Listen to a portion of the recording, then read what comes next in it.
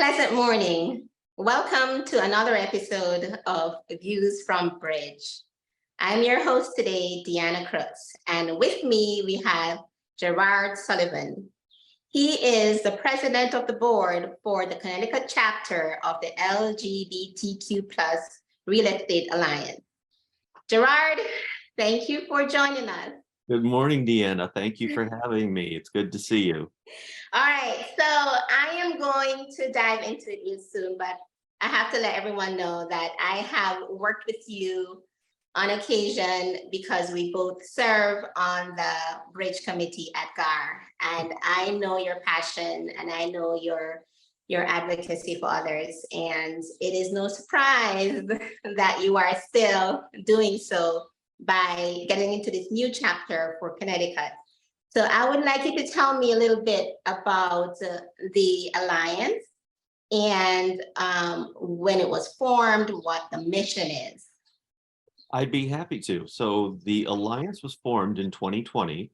It's a national program based out of Minnesota, and it was founded as a nonprofit corporation. So it's a 501c6.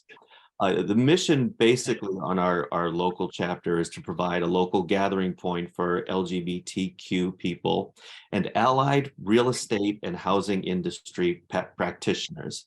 Why I say that is because it's not just for real estate people, realtors, lenders, and attorneys, but we go outside of there and we look for people to join who are builders, perhaps in cleaning services, landscapers, perhaps people in the that serve as fair housing advocates, maybe even landlords, plumbers, anyone whose career somehow touches the housing industry. And bringing this group together, we want to provide education and networking events that can cultivate an individual's business, professional, and personal growth. If you toss in a bit of the philanthropic platforms, we will do fundraising for local charities. And on the national level, toss in an advocacy platform. It basically sums up what the LGBTQ Real Estate Alliance is about. Okay, wow, that's a mouthful. But what stood out for me just now was the reach that you have. It's not just restricted to real estate agents. Anybody who touches the real estate industry in any way is more than welcome to join us. You see how far-reaching the impact is of our industry, the ripple effect into other areas of industry. It's huge, and we all rely on each other to make the grand scheme of things work. Okay, thank you. So I know you said it was formed in 2020. Yes. What's your current membership makeup like, whether it's from where it started in Minnesota or other chapters in other states to where it is now in Connecticut? Well, nationwide, there are over 50 chapters. And in Connecticut, we are just beginning. We were just introduced to the Alliance last year. And we spent the last 12 months meeting and seeing if this would be possible, if we could get enough people involved. And we have, and we've launched our chapter. And by the time this airs, we will have had our first meeting in March, which is our meet and greet meeting, which is open to anyone in the public. And we're going to introduce ourselves and ask people to get involved, talk about the issues that are important to us. Okay, so you make a good point. By the time it airs, you would have had that meet and greet. So people who are watching it in March, we want to find out what can they do at that stage to, since they missed the initial meet and greet, to get in touch with the organization? Well, I'd invite people to learn about it. They can contact me directly, or they can go to the national website, which is the realestatealliance.org. It's all one word, realestatealliance.org. It will tell you a little bit about its history, the mission, the goals, values. You can find a directory there for members, etc., and a place to sign up. Okay, thank you.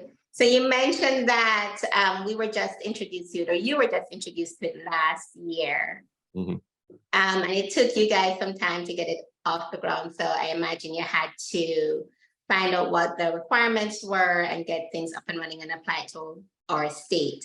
Yes. How were you introduced to it? Like, what prompted you to get involved? What was your initial exposure and connection to that? Just about a year ago, I attended a panel forum that was dealing with fair housing. And one of the speakers was Ryan Wyant, who is the CEO of the LGBTQ plus Real Estate Alliance. He was talking about issues that we face in the industry, discrimination, etc. And he kept mentioning that we don't have a Connecticut chapter yet, but I hope that we will soon. And that sparked an idea in my head. So I approached Brian and I said, we might be able to do this. Little did I know, it was somebody I didn't know on the other side of the room also approached Ryan later and said, I've got an idea. Maybe we can get this started. Brian introduced the two of us. That was Eric Tulik, who's serving as the vice president of the board. We had our first meeting together and discussed, is it a possibility? And from there, we had another meeting and it grew a little bit, and then another meeting and it grew a little bit. And we decided we may meet the criteria that's needed to form a chapter, which was to have a board of directors of 5 people at least, and to have at least 15 members. So we do have that now. We contacted the national chapter. They said, please go ahead and start your local chapter. And now we're launching. And we're hoping to invite more people in at the event that we are going to have or have had on March 7th. Hopefully when we air this segment in March, we will still capture a sizable share of exposure because we air every Monday for the entire month. So I'm not sure what the first Monday in March is, but hopefully we will capture. So if this is prior to March 7th, our guests here can go to the realestatealliance.org and click on their calendar, and you'll see March 7th, we have our meet and greet. And from there, you can click on that and sign up. It's free and open to the public this time. And we just need you to register there so we know how many people are coming. Okay, sounds good. Thank you very much. So apart from the meet and greet you have in March, what other plans do you have lined up for this year? Well, the Alliance rules are that each chapter have 6 functions a year, 4 of which are of a lunch and learn type of thing. So we do want to have education events. Our next one coming up after our meet and greet is going to be a lunch and learn where we're going to partner with Freddie Mac representative and discuss the state of the housing market, future home buyer trends, and business solutions as seen from the Freddie Mac point of view. So look for that information to be coming out. That will be in the 2nd quarter. We will have 1 lunch and learn function each quarter, and then we'll have a couple more networking events as well. Okay.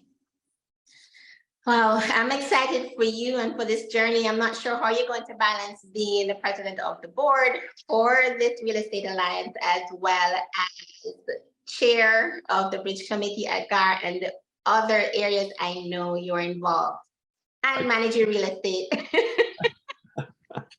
But I know if anybody is capable of accomplishing it, it's you, because once you set your mind to something, you do it. Okay, so tell me about some of your fundraising efforts or goals to get the Alliance to grow. Well, we also want to have a lot of fun in what we're doing and bring new members in. One of the ways we're going to do that is through fundraising efforts for local LGBTQ plus charities throughout the state. We have plans possibly to be doing a drag show, something that we can get the community together, come in, have a lot of fun, raise a lot of funds, and pass them on to important areas. There's so many charities in need in the Connecticut area, whether it be the Proud Academy or the New Haven Pride Center. We do want to do our part to support them. Okay, that's wonderful. So on that note, we're going to segue right into you doing all that fundraising to help support all these worthy causes. What can we as realtors do to support you and your organization's mission? I would encourage people to go to the website, realestatealliance.org, and learn about what the Alliance is doing, and to learn that there is still an excessive amount of discrimination towards LGBTQ people in housing. Maybe not so much in Connecticut, where we have a little more of a progressive uh, sense about us, but all over the country, there's still terrible things happening to LGBTQ people in housing, being denied housing, being turned away. Want to raise awareness with that. And if people want to join, you can join the Alliance there. It's a $200 annual fee. With that, you'll receive a page on the website specific to you, in which you can have your contact information and talk a little bit about yourself. You'll have access to the Alliance newsletter, access to the annual housing conference, which this year is going to be in Houston in September. Also have access to companies that offer discounts to us, and you'll have reduced costs when attending events. Although our first event on March 7th is going to be free, after that we will need to subsidize what we're doing.